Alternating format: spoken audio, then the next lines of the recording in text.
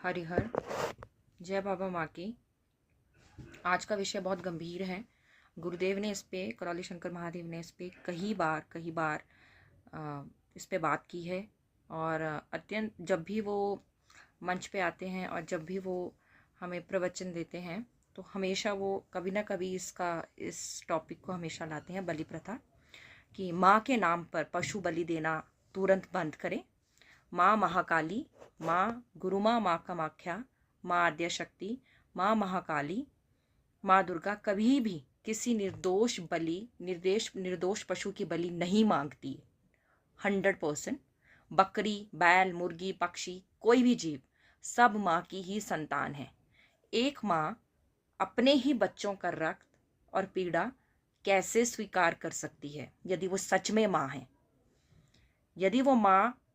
यदि वो बलि स्वीकार कर रही है तो इसका अर्थ यही है वो माँ नहीं है।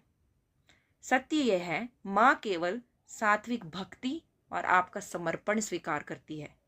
बिना विधि के भी केवल एकमात्र ऐसी ऊर्जा, ऐसी शक्ति जो सब कुछ निस्वार्थ भाव से, ऐसी ऊर्जा है जो माँ सब कुछ, आप एक बार समर्पण करके देखिए तो आपको जीवन में इतना बदलाव दिखेगा जिसका कोई हिसाब नहीं है।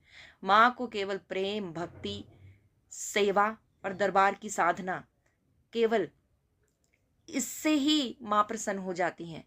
माँ को शुद्ध हृदय प्रिय है अपने बच्चों का। किस भावना से बच्चे अपनी माँ की पूजा कर रहे हैं, माँ वो देखती है। माँ कभी हिंसा स्वीकार नहीं करती।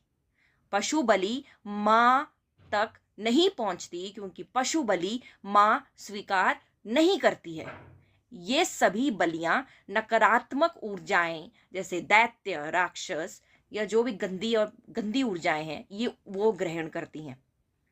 जो लोग डर दिखाकर या बाध्य करके बलि करवाते हैं वह सच्चे सनातन मार्ग से हमेशा हमेशा के लिए दूर थे, हैं और रहेंगे जब तक वो बलि प्रथा बंद नहीं करते।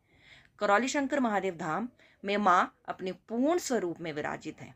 माँ महाकाली के रूप में विराजित है, गुरु माँ के रूप में विराजित है, माँ तारा, 10 महाविद्याओं सब स्वरूप में विराजित है। वहां माँ की उपासना संपूर्ण सात्विक विधि से होती है। उपचार होता है, हम साधना करते हैं सभी माताओं के सानिध्य में, तो वहाँ सब सात्विक पूजा ही है और सब सुंदर, सबके सब संकल्प प्रार्थनाएं पूरी होती हैं, सब रोगों से मुक्त होते हैं, सब स्वस्थ होते हैं, अंदर भीतर बाहर हर प्रकार से सबके बड़े बड़े बिगड़े हुए काम बनते हैं। मेरे बने हैं, सबके बने। मैं तो अपने अनुभव पे बात कर रही हूँ। जो मेरे गुरु भाई और बहन जिनको मैं जानती हूँ उनके अनुभव पे बात कर रही हूँ। तो माँ